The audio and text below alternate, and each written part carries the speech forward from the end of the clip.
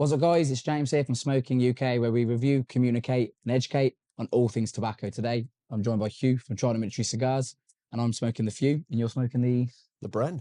Let's run the intro, and let's discuss Trident Military Cigars.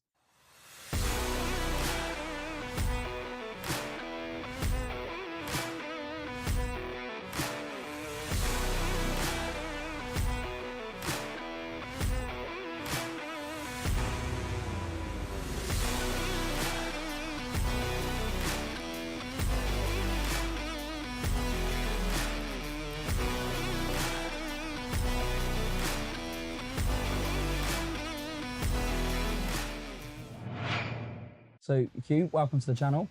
First time on the channel, so it's an honour to have you on here. Obviously, I've known you for a little bit. Yeah. So, for anybody who's not smoked Trident Military Cigars before, what are you and what do you stand for? So firstly, I think that was a brilliant introduction for a below average man. So what we're all about at Trident Military Cigars is being able to bridge the gap for military personnel. So there's 1.85 million veterans out there.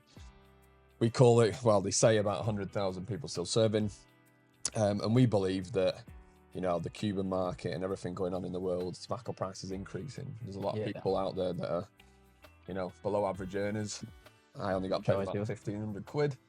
And, you know, couldn't overly afford a Cuban cigar every week, you know, like, especially when the amount of beer that we drank in the army. So we wanted to set up the company, you know, and be able to provide premium standard of cigar, but also welcome them with open arms. So the community bends to the brand itself, but then obviously we give back while we do that. So we donate 10% to Scotty's Little Soldiers, which is a really, really good charity that supports bereaved families. So obviously working personnel or army personnel, military personnel that have died on operations. They will support them up to the age of 25, I believe. So it's like all the way through university if need be, and then past that as well. And that could be something as simple as, you know, a birthday card with a bit of cash in, to holidays, to providing them with university degrees as well. So yeah, they're an absolutely amazing charity, and Nikki Scott, they're like amazing person. So give them some, if you want to drop a link, that'd be awesome. We'll put a link in the description below. And then we support combat stress as well. So originally we started off where we were providing one-to-one therapy sessions, but the sustainability of that is quite difficult because one, you've got to have decent amount of turnover, you know, thousands of pounds to be able to cover someone and get them through all the way. So combat stress are already doing that, so we wanted to just basically support them on their journey and let them carry on doing what they're doing, and then we can just top up their therapy sessions if need be.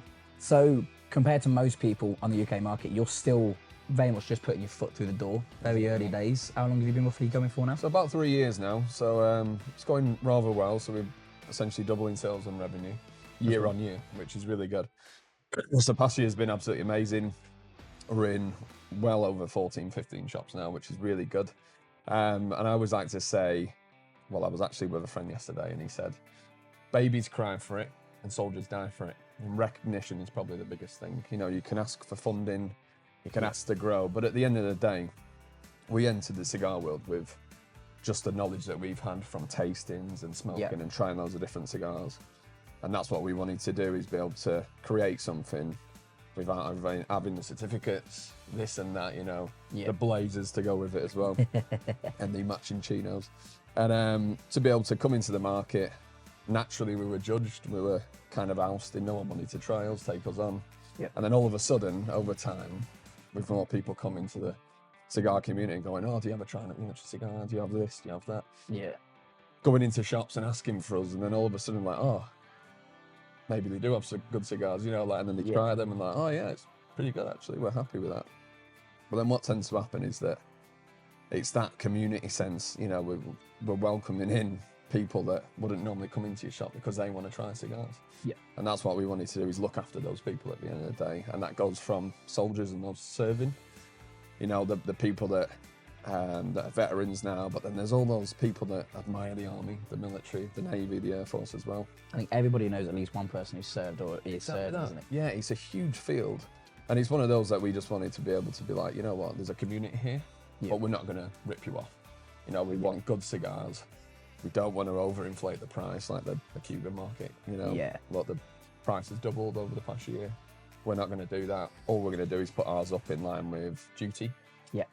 Which is the government, so we're kind of in their hands, which are not safe hands to be in. Let's get away from politics before this gets a bit hairy. But yeah, that's what we stand for as a brand. So all we want is, you know, as we go on through time, I think the recognition would be nice from the cigar community, you know, the big timers that have been here. Yeah, I think you're doing it. You in the early days, you had a young Eddie Sahakian do a little review on the Trident. Exactly, that must have been a big. That's it. Must have been quite a proud moment. It was, yeah, for sure it was. It was really nice. You know, he's been in the industry for years and years. So just having that, someone that's tried it and he's smoking in his own shop as well. Yeah, and the dad was like, yeah, that's cool. And then, you know, a year and a half later, we're now in Dunhill, you know, like, which is one of the centre hubs. Alfred Dunhill, a little bit of knowledge here is that he actually came up with a single-handed striker. So during World War One, they used to have two strikes. You used to have to strike your lighter, like your cigarettes and pipes and stuff. Your matches and your pipes. But what he did was essentially come up with a single-handed one because his friend lost an arm. So he redesigned the lighter, and that's why we're lucky enough to now have, you know, single-handed ones where you can just use one thumb to flick it open. I think you've learned something already, and you're only 5 minutes into the video. This is what we have you on. That's it. But I couldn't agree. The feedback we get on a daily basis, and the whole reason we brought you in the first place is people coming in saying, "Oh, have you got Trident Military Cigars?" Yeah, so that's awesome. I was like, well, funny enough, I know the bloke. Yeah. And that's what we brought you in, and every person who comes in, if they're saying, "Oh, can you recommend us a cigar?" We're like, "Oh, have you tried Trident?" Oh, of course I have. Yeah, they're absolutely great cigars. We haven't heard any negative feedback. That's good. About the cigars. So when it came to the cigar process, did it take long to come up with the blends that you've got? Did they give you certain cigars and you had to pick one, or could you pick the filler, the binder, the wrapper? So the process throughout that was actually quite a difficult one. We brought in a lot of I would say professionals that have been in the market. You know, one of the gents that helped us out have been in the market for like 20-30 years, so we had his experience there. We had someone that was a sommelier in the shop. We had another one that was coming through, and she was joining the world of the cigars. And what we wanted to do was essentially like we could go through the blends, so we could say we want this wrapper, we want that, create our cigars.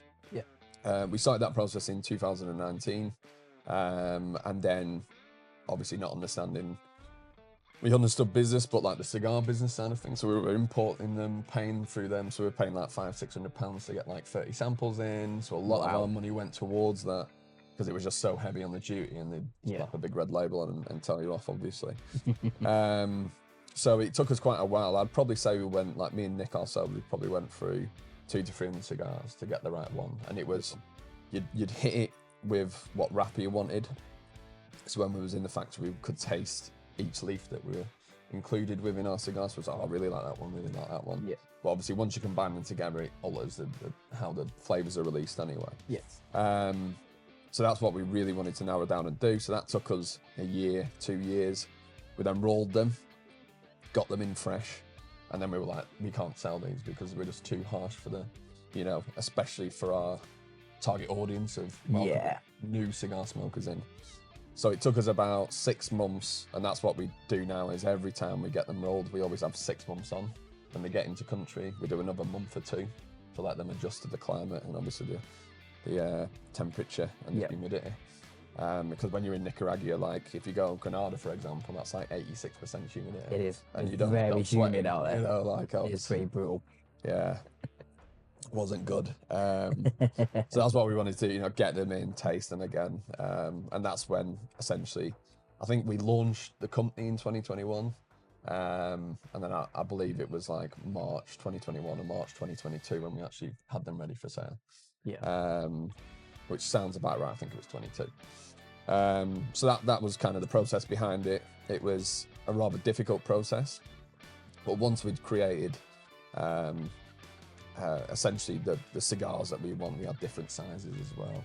And that's when we brought them in, kind of, you know, spoke about what we wanted to achieve, and that's why we kept the blend the same throughout, because essentially we've got the Army, the Navy and the Royal Air Force. And if you've got a cigar let's say you had a Maduro wrapper on one, and then you had a Connecticut on the other, and you really like Connecticut, just because that's a Royal Air Force cigar, you ain't gonna smoke it. And that's what serving in the military is essentially like. Rivalry. So we wanted to just keep the blend the same, alter the size of the vitola, and then obviously that just changes the way that those flavors are released. So, you know, it's pretty linear throughout the cigar, so it develops one, maybe two, maybe three times. Yeah. Because we didn't want to obviously overcomplicate the cigars. You know, if you've got a developing cigar where it might go 8 or 9 times, you've got loads of different flavors jumping out at you. For a new cigar smoker, it might completely destroy the palate and blow the head off. So we don't want to do that. We want them to understand how it develops, and that's where we kind of got to. So we were very lucky in that aspect of having that support around us, using those professionals, and we just like came in and was like, yeah, we want to do this, we want to do that, which was really fun. So you were just chopping and changing everything that you wanted to do, and then we got there eventually. And I do believe we've hit the nail on the head. Absolutely. And again, like, you know, we loved Cuban cigars when we served, but we couldn't have them that often. We were buying them at duty free, so when we were coming back in from exercise or being on tour, that's where we were picking up the cigars.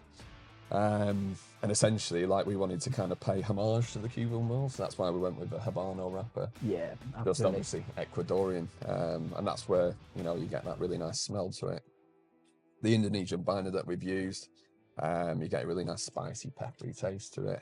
Yeah, I do love it when people do that. Yeah. It's like that nice little underlying foundation. Yeah, that's it. A little kick to it. It's that little kick, yeah. Yeah, tasting a bit of pepper there. And then obviously as the cigar develops to like the middle third, you get a nice coffee kind of taste to it. Cappuccino, light coffee though, you know, cappuccino. Yeah. Which is really nice. And then it develops back up towards the end. So nothing too crazy, nothing too complex. So you said before, obviously you wasn't in anything to do with the cigar industry before this. How long have you actually been smoking cigars? So I think I actually first started, I'll probably say maybe 16 or 17. And it was, we were going to a party and I have a lot of older friends. Yeah. So they would always buy me beer, buy me cigars and stuff. But we went to a friend's house of mine and his dad used to be like an accountant. He was quite wealthy. I was quite poor as a lad, but when I went to college, I met these people. And obviously a mixture about, and I went to his house and his dad was an accountant. His mum was actually an MP at the time. And they had like a box of cigars and decent whiskey. Yeah. And that's kind of where the love for it started. So he robbed his cigars. And then obviously I was like, oh, these are quite good actually. And then I started smoking Hamlets, which is like horrific, you know, like we've all done it. We've all tried it. Yeah. I was having a cigar, I've got bits coming off in my mouth. It's all in my teeth and that. Like, they're not great. Look like a risky 6 at best, you know, like. And I was like, nah, this is horrible. Like, and then brother was a bit older than me. I think he bought me some, I think it was like Monte Cristo number 2s. And then you kind of start experimenting with that side of things. Yeah. And then you're like, oh, duty free. Oh, it's only 40 quid. And you're like, cool, 40 quid for free. You know, like, and it was like, oh, cool, we'll try it. We'll get into it, enjoy it. Yeah. And then joined the military. And I think I joined about 20 years old. So I did nothing while I was training and going through that. Yeah. And then all of a sudden it was like, oh, I've been away for 6 weeks in Kenya. So it was like, oh, get back, have a cigar. It was Christmas time. And then that's when you would start to see that sort of cigar smoking. Yeah. And some of the boys would enjoy it. So we'd like meet for a cigar, go into town, get on the piss sort of vibe. But then like it was drips and drabs. So probably say two a month maybe, if that, at that time. And then so it always starts. That's it. And then it grew and grew. And then throughout my career in the military, like I went for Pathfinders, so again it was like high training. Yeah. Didn't pass that, ended up spanking in on the hills, which a lot of people might understand. So came off that, got back to battalion, that's when I left. But as I was leaving, that's when I kind of got into the CP world, started smoking cigars again. Yeah. So when I actually left the military, it was probably one of the hardest times because it was like a year of, I had about £20 a week to spend. So that was like 5 lagers a week, and that was all I was spending my money on. Yeah. And just enough money to be able to get to work and get back and pay the bills, essentially. But then it came the year after that when I got into post-protection, started making a bit more money, moved down to London, and one of the advisors, a good friend of mine, Andy Jansen, he was like, oh, if you're ever in London, hit me up, take you to a club and we'll have some cigars. And I was like, sounds good to me. So then that's when it started again. And then we had a really good group of friends, about 15 of us, and we would meet up 2-3 times a week, smoke cigars. But it was that community that I loved, because you would come in, you would swap cigars. Oh, you've not tried this, try that then. And that's where it kicked it from. And we were having like 3-4 a week, every week, without doubt. And it grew and grew from there. And then that's when I met Nick at a tasting event as well. And we picked up the squaddy talk, you know, like, so, gipping, gopping, that sort of thing. Started calling each other lizards by the end of it. And then it was like, oh, you're actually all right, you. Yeah. Got talking away. And then it was like, I think we were pissed one night and was like, wouldn't it be cool if we could have a cigar that we could share with other people? But then, because we were talking about a lot about the history side of things as well. Yeah. Incorporate all that history and then actually help people. And we found that more often than not, me and Nick would talk about each other's lives, which a lot of squaddies don't do over a cigar. You know, people get together and go, oh, how you doing, mate? Yeah, I'm good, sir. And then straight on the booze. Yeah. And that's where we wanted to get away from, is actually have a cigar, take your time with it, enjoy it, and reflect a little bit. And that's why we got the history in there, so you can be like, oh, actually, these people back in the day used to go through some horrific things. Yeah. And maybe my life's not as bad as that. So you can take that time to reflect on your week and be like, it was a shit week, but it's important to educate on that side. I think a lot of people overlook that. Yeah. And I think you guys really hit the nail on the head when it comes to the education of the history. Yeah. Especially if you just, all you got to do is look at the interior of your boxes, Yeah. slip of card that you get in that tells the story behind it. Exactly that. And I think that's probably one of the best selling points. Everybody comes in, even if they don't buy the Trident Military Cigar, they always go, wow, they look really good, don't they? Look at the presentation on there. And that's what it's all about, you know. So we went down, so in the Imperial War Museum, they've got archives and archives of photographs and stuff. So we went through and we picked out the pictures that we really like, and obviously we had to pay a lot of money to get the rights to print them. Yeah. Because we couldn't use photographs that had named soldiers in. Right, all the soldiers that we have in there are all unnamed soldiers. Oh, wow. Which is really cool. So it's like a bit of a homage to them as well, you know, and a bit of a paying homage back to the soldiers that had served. And the history as well, like, so the Trident represents each chief of that Trident. It's Lady Britannia's Trident. So trying to incorporate, you know, as much about the UK as possible, you know, that ceremonial side of thing. That's why we've redesigned the bands again, gone a lot more ceremonial. Yeah. And it's essentially Lady Britannia's Trident, you know, that ruled the waves. Yeah. Rules Britain, and each chief for that is for the Army, Navy, and the Air Force, because we know that, you know, I was Parachute Regiment. I can't jump out of planes without the flyboys at the end of the day. So, you know, each two for those creates a Trident, and essentially is that powerful weapon system. But the wings are around it, and a lot of people don't know that it's St. Michael's wings. So St. Michael is the patron saint of those who serve. Yeah. And it's one of those that, you know, everyone in the military, St. Michael was that soldier, the soldier of God, essentially. So it's a little bit of that included in it as well. Yeah. No, that's fantastic. I think the presentation, it's subtle. Yeah. I think some cigars go a little bit overkill, and they take up half the cigar. And again, it comes down to the presentation. Everybody loves it. Even people who don't pick up one to buy or smoke, they'll always say, that looks incredible. Especially with the little setup we've got in for today's event. Everyone's walked in and gone, they look absolutely fucking incredible. So obviously we're smoking the range that you've had for a while. Yeah. You've recently just dropped the petite panatela. Yeah. Why did you decide to go down such a smaller vitola? So there's a lot of factors that played on this. I think the first was, you know, as you well know, I think the Great Britain itself is vastly covered by rain clouds and cold weather. So we were sick of freezing our bollocks off in winter. Yeah. You know, during summer you're smoking the larger cigars, which is where the core line cut kind of rolls into. But what we found that it was so cold during winter, I was sick of wrapping myself in 5 blankets, gibbering like I'm back on stag again. Yeah. And we wanted to get away from that. So that's where the petite panatela came in, increased the intensity, and essentially shortened down the cigar so you could still get that kick that you want and enjoy the cigar over a shorter period of time. So that's why 10 to 15 minutes for the smoke. The tin size, we kind of still wanted to incorporate history. So used to get little survival kits back in the day. Yeah. And they were the size of those tins. So for the older generation that was, I think they phased them out about 95, 96.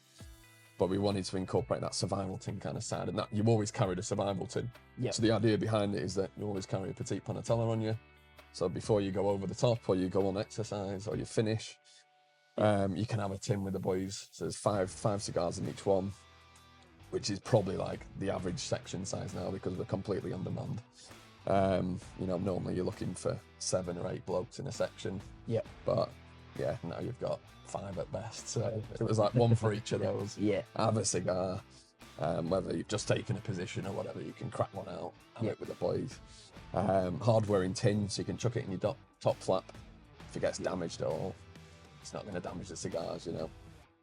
And that's it, yeah. So Maduro wrapper, really powerful punch to it, and we've used 3-leaf filler, and essentially we use a filler leaf called La Bomba.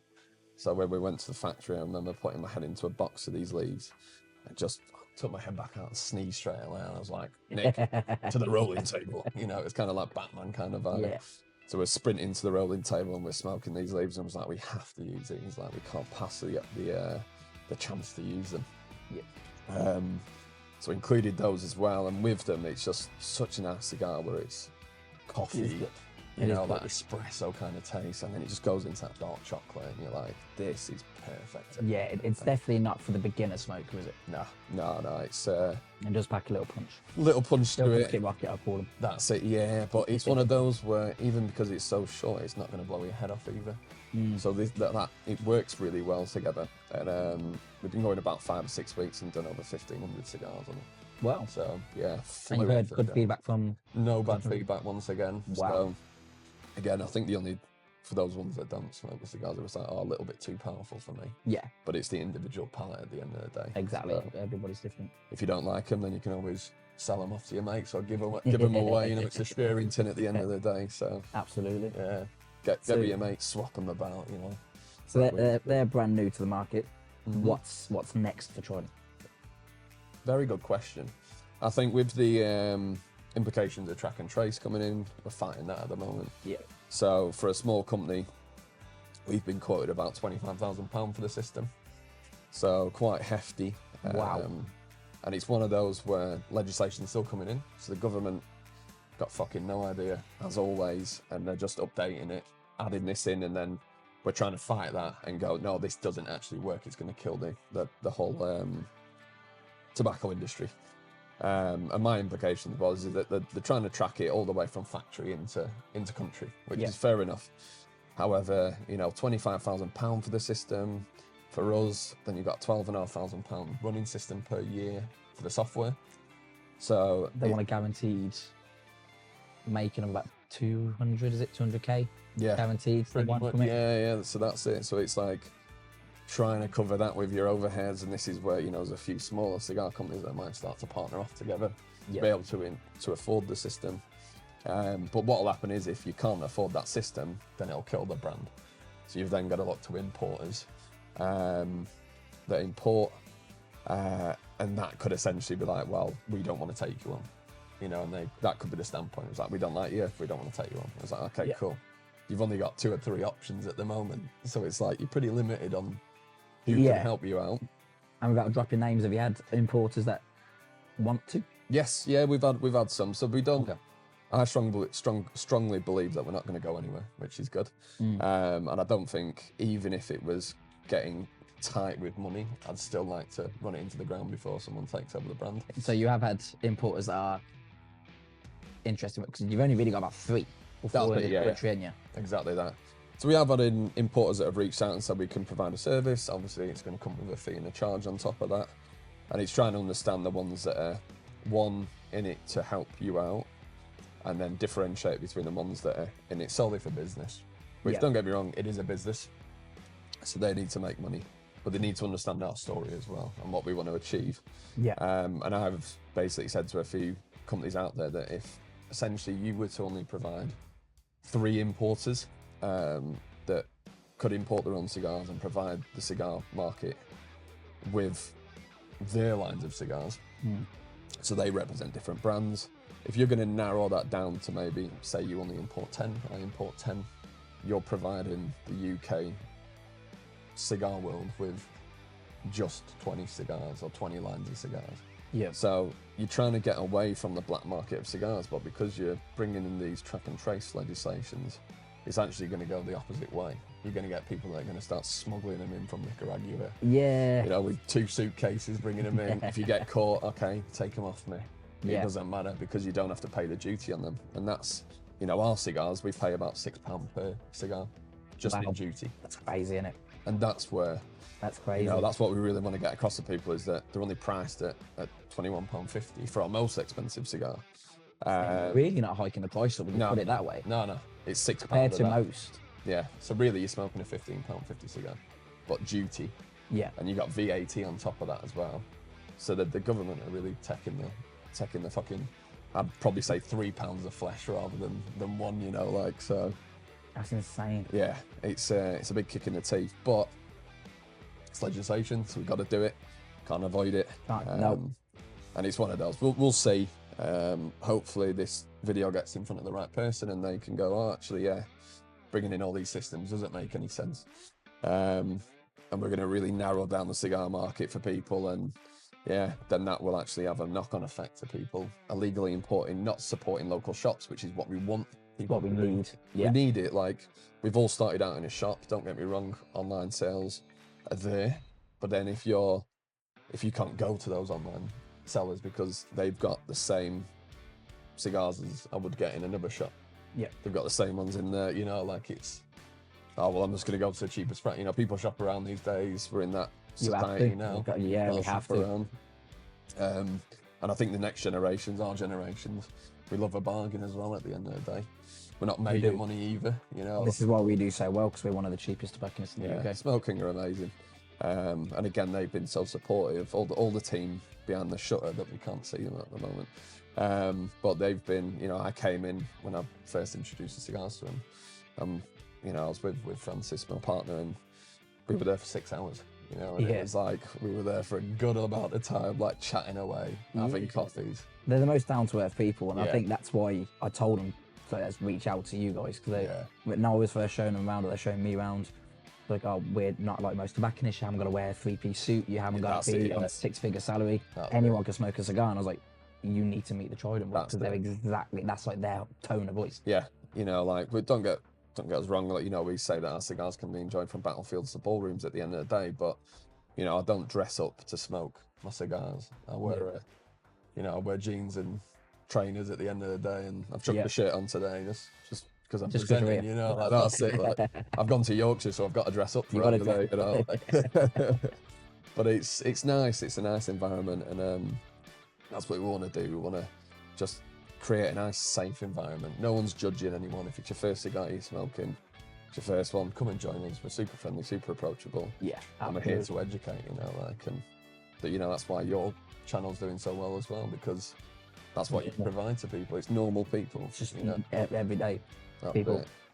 And I'm broke, so if I can afford to enjoy a cigar, you can afford to. Me too. So one of my favourite questions to ask people, because I always get a different answer every single time. Yeah. You've been in our humidor.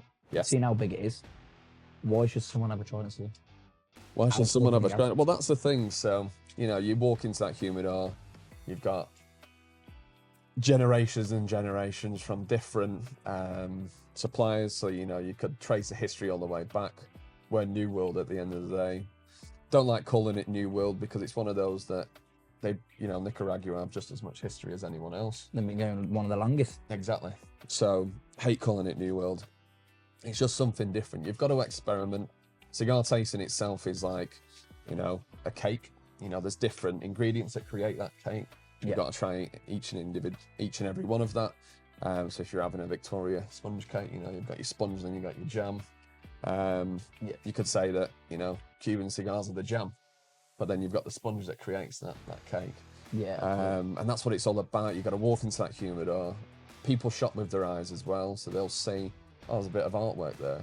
And what we want to do is just build that connection, so it's like, oh, my granddad used to serve, I might have a cigar, you know, like, I'll have this cigar with him, so I'll go there, and I was like, oh, that's quite cool, actually. You know what, I'll give it a try. More often than not, that's what happens. But then it's just a taste profile that comes with it. and people are still getting that premium cigar for that affordable price at the end of the day. Yeah, absolutely. You know, you could pick up any cigar in there. You know, if you pick a Cuban, could be 35 quid, 40 quid. And if that's your one cigar a week, don't get me wrong, Cuban, love it. Quality's dropping off. That's what tends to happen. You know, I opened a box of Monte Cristos the other day and it was like each wrapper was a different colour. Yeah. Not what you want for the price that you're paying. No. So if we can provide the quality Yeah. for an affordable price, that's what we want to do. We want to make sure that that taste is the same taste every time. Yeah. The wrapper's the same wrapper. I literally go through and I hand check every cigar that we provide to all our distributors. If you order online through us, then we go, cool, I'll pull it out, check each and every one of those cigars that you've ordered, put it back in, and obviously we provide a boost pack with that as well. Yeah. And it's just one of those things where it's just the quality, because we are so small, we know who we're looking after, and we want them to make sure that they're getting the same experience wherever they're smoking the cigars at the end of the day. Yeah. So I don't think we've ever had to return any to you No. for bad construction. No. And we get loads coming and we check them, like, oh, we send them one back, or we send. I don't think we've ever had to send a Trident Military cigar back. No, we've never received one, and that goes for everyone. The only issues that we've had as a company is roll mail. So roll mail have like misplaced a few packages here and there, but it's only been, I think, about 4 or 5 packages, so it's not too bad. That's not bad out of 13,000-14,000 sales. So That's really good. yeah, it's pretty good. So hats off to the roll mail. Not bad mouthing is. Yeah. That's it. Yeah, everyone's a bit like, oh no. But you discuss amongst your groups. You know, like. You can have that out in the comments. That's fine. No, that's fantastic. So obviously, we're sat in the VIP area. We've got an event on today. The people that are attending, what do you want them to go away with from being at this one? A little bit of education, one about the brand, one about the cigars, and obviously it's D-Day, a couple of days back, so we want to reflect on the ultimate sacrifice people have paid. So yeah, we want them to just embrace it, like, and just reflect at the end of the day. Times are getting harder for the UK. Prices are going through the roof for everything, not just for cigars, and people are struggling. So don't do anything stupid if you're having a bad day. Take your cigar, enjoy it, reflect, and just unwind. Like, we're here, so we always say reach out if you need any help. Yeah, you always see it on the socials. Yeah, and yeah, we can point you in the right direction if you're struggling with anything. So just reach out to us, and we'll always be there for you at the end of the day. So that's fantastic, and I think a lot of companies need to start doing that. I think that's what makes you stand out from the rest. Yeah, is that you are all about a community. Yeah, and you will always give back. Yeah, this is probably flicking onto that. Like, we don't take away from it.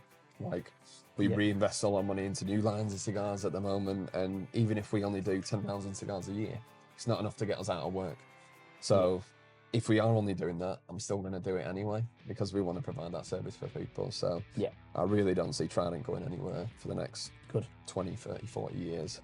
I say that the only thing that's killing me is old age. So I've given myself 30 years before I spanking. So, I'm sure hopefully someone can pick up the ideology and the branding and the cigar brand itself and take it on to the next level, if I was to spanking. So we'll see. So so during the 3 years that you've been going, have you had we've made it kind of moment, or have you had like a big milestone you've said, wow, I can't believe that's happened? That's it, yeah. Have you had one of those yet? We've had a few, so it's always like when Eddie posted the video, that was like really cool. It's like, oh, someone's actually trying our cigars. And then, we do like festivals now, so like reenactment festivals, and people come up to us and be like, I've heard about you guys, really want to try you.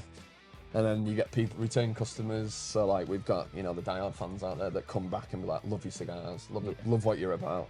And we're like, cool. So I think even in the future, we're going to start, we've got the Trident Covenant, which we're working on at the moment, which we really want to set up so we can offer that. So that'd just be me.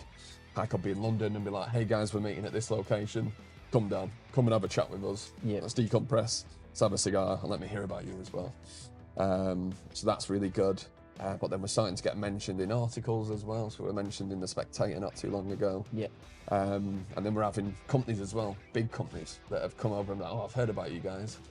So you're like, and they turn over 100,000 cigars a day. And we're like, Okay. and they've heard of you. Yeah. So You're doing something right then. that's it, right? So, yeah, it's good. And again, big distributors that, you know, probably walk past us in the street, didn't take us on at first, and now shaking our hand at events and coming up and like, oh, how's business? Yeah. You know, so you'll always get the naysayers. We have a lot of people come up to us and go, do you even donate?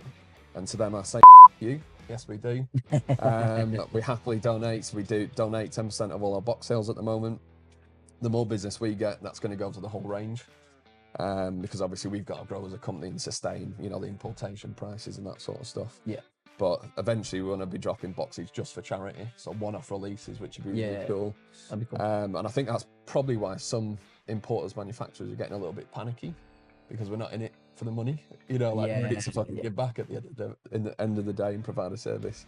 So yeah, like we, you know, love Scotties, love Combat Stress, so we'll monetary donate to them, and then more often than not, people reach out to us and go, I've got this event going on, could you supply some cigars? And you know, if it runs in line with our what we stand for, then we will go, yeah, we've got basically about 10, 20 boxes per year that we just send out to those, you know, silent auctions, that sort of stuff, private tastings, and we'll do those out of our own time, absolutely free, because it's raising money for something good at the end of the day. Yeah. So that's what we're really ecstatic about. And again, 3 years, still don't take a wage. Fuck it, I enjoy it that much anyway. It's a good, As long as you're enjoying it, yeah. That's it, mate. And we get to chat to people and meet people like yourself that are just as ecstatic about cigar smoking as we are. So yeah, that's what we want to do, and that's what we want to set up, mate, at the end of the day. Fantastic. I'll tell you what, final question. Go on. What's your desert island cigar? Desert island cigar. For the rest of your life, what would it be? And don't say Trident. I was going to say Trident. That's the thing. It's a desert island cigar. It's a tough one. Because obviously you've got so many flavours out there at the end of the day. And it's hard to narrow it down. So if you go into a nice desert island, is it going to be sunny all the time? It's going to have to probably be something mild to medium. Probably go with go Cuban. I shouldn't, but if it was the Cuban standard that you could smoke in early 2000s, yeah, you know, every cigar is going to be the same cigar, I would probably go with like a Hoyle de Monterey, something nice. Epicure number 2, and a special, you know, like something that's not too punchy, too crazy. Yeah. And just enjoy it. And to be honest with you, if I were going to go and say New World again, love the Tabernacle.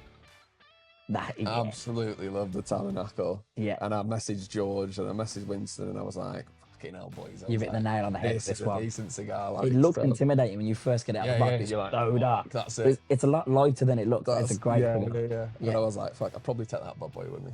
And I met Nick recently as well, and Nick's a great guy, and I was like, just his passion, you know, the passion that he had and where he started off, that's what I see in us. So I'm like, right, cool. If he can do it, and he went from like a shop all the way through to getting his own factory, that sort of thing, I'm like, that's what we want. He's proper grafted and worked his way to the top. It. Exactly that. So that's where I see Trident, and I would, you know, take that cigar with me and reflect on what he's achieved within that as well. So buy Trident Military Cigars. That's so it. They can get to that point. Well, Hugh, thanks for coming on the channel, mate. Thank you so much. Absolutely beautiful. That's it. Again, amazing cigars. Guys, hit that subscribe button, enable your notifications. We post twice a week. We've got Pipe Tobacco Tuesdays, post at 7 o'clock. Sampling some of the best pipe tobaccos from around the world. And of course, we drop every Friday at 7 o'clock. Enable your notifications and hit your subscribe button. And of course, go follow us on social media, and that'll be in the link in the description below. We'll catch you in future videos. See you later.